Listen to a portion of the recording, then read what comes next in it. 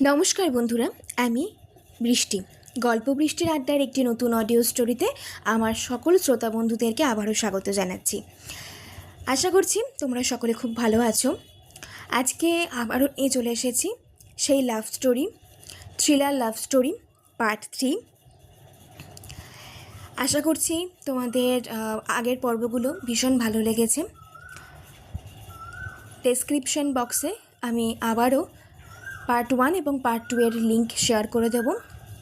যার এখনও পর্যন্ত গল্পগুলো শোনোনি তারা শুনে নিও, তবেই পার্ট 3 সমস্ত ঘটনাটা বুঝতে পারবেন। আর হ্যাঁ, সবসময় একটা কথাই বলবো, যারা ধূমপান করেন এবং মদ্যপান করেন দয়া করে ওগুলো ছেড়ে দিন। শরীরের পক্ষে কিন্তু এই দুটোই খুব হানিকর। সুস্থ জীবনযাপন করুন, নিজে ভালো থাকুন, সকলকে ভালো রাখুন। তাহলে চলুন শুরু করা যাক thriller love story part 3। Rudrakshi মনে মনে ভেবে চলেছে, এটা কি হলো আমার সাথে? কে উনি? এমন কেন করলেন আমার সাথে? আর কি বলে গেলেন? আমার ওনাকে কেন ভালো লাগবে না, মানে সেভাবে কেন লাগবে? উফ, কি হচ্ছে এসব আমার সাথে? এসব ভাবতে ভাবতে লাইব্রেরি ছেড়ে গার্ডেনে পা বাড়ালো রুদ্রাক্ষী। সেখানে যেতে দেখলো তুমুল ঝগড়া বেঁধেছে বাকিদের সাথে কারোর। রুদ্রাক্ষী ছুটে সেখানে গেল। অদ্রিজা বলছে, এই কি মনে করেন নিজেকে? এই এই গাড়িটাই যত নষ্টের গোড়া, বলে একটা সাদা রঙের গাড়িতে জোরে একটা লাথি মারলো। ছেলেটা বলছে, এই তুমি লাথি মারলে কেন? গাড়িটার দাম কত জানো? ছেলেটা বেশ জোরে ধমকের সুরে বলল, আর তাতে অদ্রিজা একটু চুপসে গেল। লিসেন, এই স্নেহাংশু চ্যাটার্জি চাইলে না এরকম 1000টা গাড়ি কিনে আপনার সামনে হাজির করতে পারে। রুদ্রাক্ষী বলছে, কি হয়েছে দাদা, আপনি ওকে এভাবে বকছেন কেন? আদি, শ্রাবণ্য ও আরও দুজন ছেলে স্নেহাংশুর পিছনেই অন্য একটা গাড়িতে হেলান দিয়ে দাঁড়িয়েছিল। আদি বলছে, কি করবে বলো? তোমার বান্ধবী যেভাবে ওর গাড়িতে কফি ফেললো, তারপরে এটুকু রাখতো স্বাভাবিক। রুদ্রাক্ষীর সামনে আদিকে দেখে পুরো থেমে গেছে। পিছন থেকে একটা ছেলে এসে বলল, এই তোমরা চাওটা কি? যাও না এখান থেকে। ঋতুজা চলে এসেছেন। এই যে, কি যেন নাম বলেছিলেন আপনার? ছেলেটা বলল, সুবর্ণ দেবরায়। ঋতুজা, ওই হলো কিছু একটা। আপনি একটু আপনার বন্ধুকে থামাতে পারছেন না? আমরা সবাই মেয়ে দেখে কি আরও বেশি করে চেপে বসেছেন নাকি? আমরা চেপে বসলে তোমরা বাঁচতে, বলল সুবর্ণ। মেঘশ্রী, এদের সাথে কেন ঝগড়া করছিস? চল তো এখান থেকে। ঈশিকা, আরে দাঁড়া, এদের টাইট না দিয়ে কোথায় যাব? রুদ্রাক্ষী, দেখ ঝামেলা বাড়িয়ে কী লাভ, থাক না। ঋতুজা বলছে, এই যে সুবর্ণবাবু, আপনাকে তো দেখে সভ্যই মনে হচ্ছে, ছেড়ে দিন না বিষয়টা। পিছনের অন্য ছেলেটা এসে সুবর্ণর পিঠে চাপড় মারল। ছেলেটা বলল, এই আদি, বলে কি রে, ও নাকি সভ্য? স্নেহাংশু, তাই তো দেখছি রে আহান, ও আবার সভ্য কবে হলো রে? রোজ রাতে 4 পেগ মেরে ও সভ্য হয়ে গেল, আর আমরা অসভ্য? সবাই হেসে গড়িয়ে যাচ্ছে, আর মেয়েরা সবাই হাঁ করে দাঁড়িয়ে আছে। এরপর মেঘশ্রী সবাইকে ওখান থেকে টেনে হিজড়ে নিয়ে আসলো। সবার মাথা দিয়ে রক্ত টকবক করে ফুটছে। ক্লাস করে সবাই আবার বাড়ি ফিরে গেল। সন্ধ্যাবেলায় ঋতুজা, আজ তুই না টানলে না দেখিয়ে দিতাম বেটাগুলোকে। মেঘশ্রী, কি দরকার বলতো, শুধু শুধু মারামারি কথা কাটাকাটি করে? আর তাছাড়া ওরা সবাই ছেলে, আমরা কি পারতাম নাকি? ঈশিকা, সেটা করলেই দেখা যেত। সামনের দিন আর এরকম করলে না, দেখিয়ে নিস, সবকটাকে কাঁচায় নুন মাখিয়ে খেয়ে নেব। রুদ্রাক্ষী, আগে কফিটা তো খা, এই নে। সবাই কফি খেতে লাগলো। রুদ্রাক্ষী, এই আমার না কিছু বই কিনতে হবে, কালকেও যাবি আমার সাথে? মেঘশ্রী বলছে, আমার তো কাল ফাঁকা নেই রে, একটু ব্যাংকে যেতে হবে। অদ্রিজা, ওর সাথে তো আমিও যাবো রে। ঋতুজা, আর আমরা দুজনও কাল একটু গ্রসারি দোকানে যাব, এখানে আসার পর তো কিছুই কেনা হয়নি। রুদ্রাক্ষী, আচ্ছা ঠিক আছে, আমি একাই চলে যাব, তোরা যা। পরের দিন ক্লাস করে বাড়ি ফিরে সন্ধ্যাবেলায় সবাই বেরিয়ে গেল। রুদ্রাক্ষী হাঁটছিল মানে রোডের ধার দিয়ে। বইগুলো কিনে ব্যাগে ভরে নিয়েছে, কিন্তু সমস্যা হলো এই চলন্ত রাস্তায় একটাও ট্যাক্সি, গাড়ি, বাস, অটো কিচ্ছু পাচ্ছে না বেচারি। রুদ্রাক্ষী, ট্যাক্সি ট্যাক্সি, হুশ, একটা কিচ্ছু পাচ্ছি না। বাড়ি যাব কি করে আমি? ওরা তো সব মনে হয় বাড়ি চলে গেছে। হঠাৎ একটা কালো গাড়ি এসে ব্রেক কষালো রুদ্রাক্ষীর সামনে। কাঁচ নামাতে রুদ্রাক্ষীর শিরদাঁড়া সোজা হয়ে গেল। আদি, কি হয়েছে ম্যাডাম, গাড়ি পাচ্ছেন না নাকি? না মানে, হ্যাঁ আসলে ওই আর কি। উঠে এসো, আমি ড্রপ করে দিচ্ছি। না থাক, আমি পারবো যেতে। জেদ করো না, চুপচাপ উঠে এসো। আমি কোনো খারাপ উদ্দেশ্য নিয়ে আসিনি, চলো তোমাকে ছেড়ে দিচ্ছি।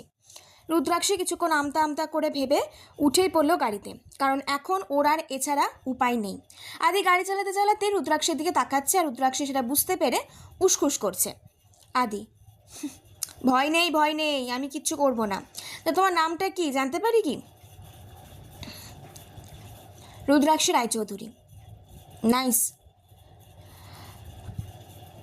আপনি কী নিয়ে পড়েন? কমার্স নিয়ে, এই যে 3rd ইয়ার। ড্যাডের বিজনেস আছে তাই পড়ি, না হলে আমি কখনো এসব চাকরি টাকরি বিজনেস করতে চাইনি। রুদ্রাক্ষী অবাক হয়ে প্রশ্ন করলো, তো কী করতে চান? কিছুই না, এই তো বন্ধুদের সাথে থাকা, ক্লাব পার্টি, এই নিয়ে তো বেশ আছি। আর কি হবে টাকা দিয়ে? সব কিছু তো কেনা যায় না ওটা দিয়ে, তাই না? তা ঠিক বলেছেন আপনি।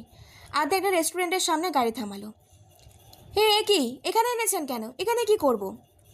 রেস্টুরেন্টে এসে মানুষ কী করে? বিড়ি খায় না তো? তো যা করতে আসে আমিও তাই করতে এসেছি। মানে, oh God, why are you can not understand? আমরা এখানে ডিনার করতে এসেছি, চলো। আমি খাবো না, আপনি যান, আমি বাড়ি গিয়ে খেয়ে নেব। আপনি যান, খেয়ে আসুন, আমি না হয় ওয়েট করছি। তুমিও আমার সাথে যাবে ব্যাস। কিন্তু আর কোনো কথা শুনতে চাই না। তুমি বোধহয় আমার রাগটা এখনও দেখোনি, তাই এইসব বলছো। চুপচাপ যাবে তুমি আমার সাথে, অ্যান্ড দ্যাটস ফাইনাল। বলে আদি রুদ্রাক্ষীকে আর কিছু বলার সুযোগ না দিয়ে ওর হাত ধরে টেনে ভিতরে নিয়ে এসে একটা টেবিলে বসিয়ে দিল। আদিকে দেখে একজন ওয়েটার তাড়াতাড়ি এসে অর্ডার নিয়ে গেল। রুদ্রাক্ষী এমনিতেই ভয়ে চুপসে প্যাকাটি হয়ে গেছে, তাও জিজ্ঞেস করলো, উনি আপনাকে দেখে অমন করে ছুটে আসলো কেন? কারণ আমি স্পেশাল মানুষ তো, তাই। ও। রুদ্রাক্ষী মাথাটা নিচু করে নিল। আদি রুদ্রাক্ষীর কাঁচুমাচু মুখটা দেখে হেসে দেয়। হাসছেন যে? সরি, বাট আমার না এখন কান্না পাচ্ছে না গো, বলে আবার হেসে দিল। রুদ্রাক্ষী উঠে চলে যেতে গেলে আদি হাতটা ধরে ফেলে আর টেনে টেবিলে আবার আগের জায়গায় বসিয়ে দেয়। আদি, আমি না বলা পর্যন্ত কোথায় যাবে তুমি? মানে? সব কিছুর মানে হয় না ম্যাডাম। খাবার চলে আসে আর কথা এগুলো না। অনেক দামি দামি খাবার অর্ডার করেছে আদি। রুদ্রাক্ষী আগে এগুলো শুধু দেখেই গেছে, কখনো খায়নি, তাই ও চুপ করে বসেই আছে। কি হলো, খাও। হ্যাঁ মানে এসব খাবার আমার জন্য? এখানে তুমি আর আমি ছাড়া আর কাউকে তো আমি দেখতেই পাচ্ছি না, তাই তোমার জন্যেই হবে। সো খাও। আচ্ছা ঠিক আছে। আদির কথায় ভয় পেয়ে রুদ্রাক্ষী কাঠের পুতুলের মতো হাব ভাব করছে। এটা দেখে আদির ভীষণ হাসি পাচ্ছে। ও খেতে খেতে নিচ থেকে নিজের পাটা আস্তে করে রুদ্রাক্ষী পায়ের ওপর রেখে হালকা চাপ দিয়ে ধরে রাখলো। রুদ্রাক্ষী শক্ত হয়ে আদির দিকে তাকাতেই দেখলো আদিও একভাবে ওর দিকেই তাকিয়ে আছে আর ওকে খেতে নির্দেশ করছে। রুদ্রাক্ষীও চুপচাপ খেয়ে নিল, কোনো কথা বাড়ালো না। খাওয়া হলে বিল মিটিয়ে দুজনে গাড়ি নিয়ে আবার রওনা দিল। এদিকে ঋতুজা, মেঘশ্রী এরা সবাই অনেকবার রুদ্রাক্ষীর ফোনে ট্রাই করেছে, কিন্তু কিছুতেই লাগছে না। আর রুদ্রাক্ষীও ওর ফোনটার ব্যাটারি ডেড হয়ে পড়ে আছে বলে কিছুই করতে পারছে না। ওদিকে বাকিরা টেনশন করছে, তবে আর এখন দেখবে, তারপর কিছু একটা করবে ঠিক করলো ওরা। আদি গাড়ি চালাতে চালাতে বারবার রুদ্রাক্ষীর দিকে তাকাচ্ছে। জানলার হালকা হাওয়ায় রুদ্রাক্ষীর কোমল কালো চুলগুলো উড়ে মুখে বাড়ি খাচ্ছে। আধ ঘন্টার মধ্যে ওরা বাড়ি পৌঁছে গেল। নিচে গাড়ির আওয়াজ পেতেই সবাই ছুটে নেমে আসলো। রুদ্রাক্ষী গাড়ি থেকে নামতেই সবাই এসে একসাথে ওকে জড়িয়ে ধরল। তারপর গাড়ি থেকে যখন আদি নামলো তখন সবার চোখ কপালে উঠেছে। ঋতুজা বলছে, আপনি? হ্যাঁ আমি। কেন, কোনো প্রবলেম আছে?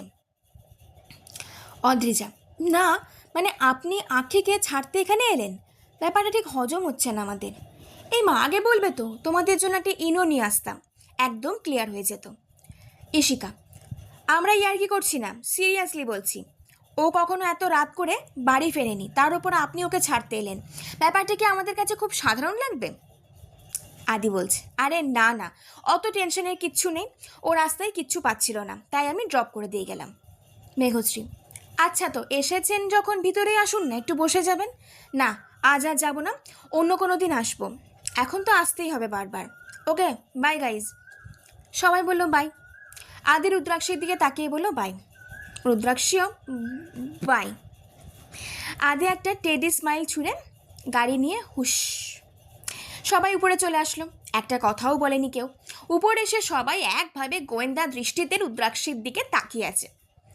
এভাবে কি দেখছিস তোরা? ইশিকা বলা, ডাল মে কুছ কালা হ্যায়। অদ্রিজা, জিন্দেগি মে কুছ লাল লাল হ্যায়। মেঘশ্রী, ব্যাপারটা কি রে আঁখি? রুদ্রাক্ষী, কি কি কি কি ব্যাপার হবে? সকালে আমাদের ঝগড়া হলো ওদের সাথে, আবার এখন বাড়ি অবধি পৌঁছে দিয়ে গেল কেন রে? ঋতুজার বক্তব্য, এতে এত ভাবার কি আছে? বিপদে পড়েছে দেখে লিফট দিল, ব্যাস। ইশিকা, বাপরে, অ্যাক্সিডেন্ট হলে লোকে লিফট দেয় না, আবার এইদিকে তোকে দেখে এমনি এমনি লিফট দিয়ে দিল। আরে সবাই কি একই রকম হয় নাকি? উফ। মেঘশ্রী বলছে, সবাই একরকম না মানছি, তবে আদিদেব যে ওরকম সেটা তোকে কে বললো রে আঁখি? মেঘশ্রী ভুরু উঁচিয়ে জিজ্ঞাসা করলো। রুদ্রাক্ষী, দেখ ছাড় এখন এসব, আর যা গিয়ে খেতে বস, আমি বেড়ে দিচ্ছি, তোরা যা, আমি ফ্রেশ হয়ে আসছি। বলেই নিজেই জামা কাপড় নিয়ে বাথরুমে ঢুকে গেল। বাথরুম থেকে বেরোতেই দেখলো সবাই খাবার টেবিলে বসে। রুদ্রাক্ষী, কী রে তোরে বসে কেন? নে খাওয়া শুরু কর। অদ্রিজা, তুই খাবি না? রুদ্রাক্ষী মনে মনে ভাবলো, এই রে এখন কি বলি, উনি তো আমাকে জোর করে খাওয়ালেন, অত খাবার খাওয়ার পর কি এখন খেতে ইচ্ছা করে? কেন যে জোর করলাম না তখন। চুপচাপ খেয়ে নিলাম, এখন কি বলি এদের? না না, এদের কিছুতেই বলা যাবে না, এমনিতেই ওনার গাড়িতে এসেছে দেখে এরা সন্দেহ শুরু করেছে। না না, এসব তো বলাই যাবে না। আমার ঘাড়ে একটাই মাথা আছে, আর আমি একটু শান্তিতে ঘুমাতে চাই আজকে। এমনিতেই এখানে আসার পর একটার পর একটা ঘটনা ঘটেই চলেছে, সব ওই আদি লোকটাকে ঘিরেই চলছে। না না, আমাকে দরকার হলে খেতেও হবে, তবু এদের এসব কথা বলা যাবে না, একদমই না।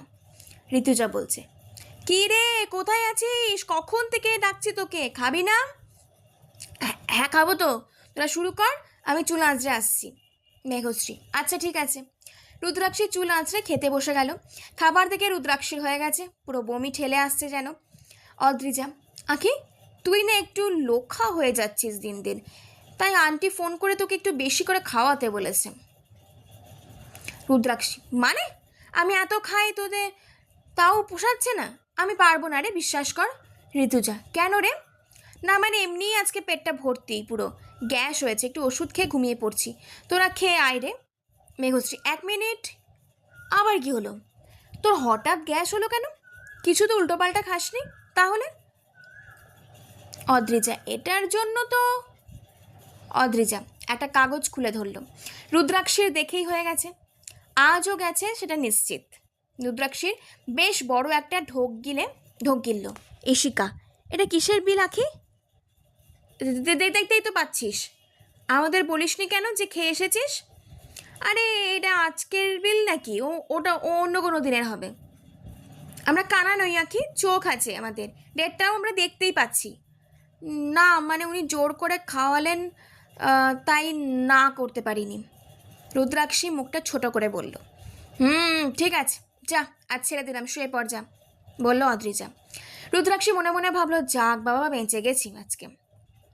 তারপর চলে গেল, আর বাকিরা একে অপরের দিকে তাকে একটু চোখে ইশারা করে হেসে দিল। 2 দিন পর সবাই কলেজ ক্যান্টিনে বসে খাচ্ছে আর গল্প করছে। তখনই ছেলেদের দলটাও এসে একই টেবিলে বসলো, পাশ থেকে চেয়ার টেনে। শ্রাবণ্য, এই যে মেঘশ্রী ম্যাডাম, কত খাচ্ছেন, এরপর তো আর শরীরটা তুলতেই পারবেন না। মেঘশ্রী, আপনাকে বলেছি না আমার কাছে ঘেঁষবেন না, তাহলে কপালে দুঃখ আছে। আমি কিন্তু ওদের মতো ওই প্রেম পিপাসু নই, ধরে কনের নিচে না দিলে হয়ে যাবে একদম। শ্রাবণ্য বলছে, নিজের বরকে মারবে ডার্লিং? কেবার আপনি? What rubbish. আজকের মতো এই তৃতীয় পর্ব এখানেই সমাপ্ত হলো। ভীষণ ভীষণ ভীষণ মিষ্টি প্রেমের গল্প, যা আমার পাঠ করতেও ভীষণ ভালো লাগছে, আর আশা করছি আমার শ্রোতা বন্ধুদের শুনতেও ভীষণ ভালো লাগছে। তো তোমরা একটু সাবস্ক্রাইব করে দিও আমার চ্যানেলটাকে, আর প্লিজ সকলের সাথে একটু শেয়ার করো, ভালো লাগলে লাইক কমেন্টও করে দিও। খুব শিগগিরই পর্ব 4 নিয়ে চলে আসবো। আমি ভীষণ পরিমাণে এক্সাইটেড যে এরপরে কী হতে চলেছে। এত সুন্দর একটা মিষ্টি প্রেমের গল্প শুনতে যেমন ভালো লাগে, পাঠ করতেও ঠিক ততটাই ভালো লাগে। তাহলে আজকের মতো বিদায় নিচ্ছি। ভালো থেকো, সুস্থ থেকো, আর সবাইকে ভালো রেখো।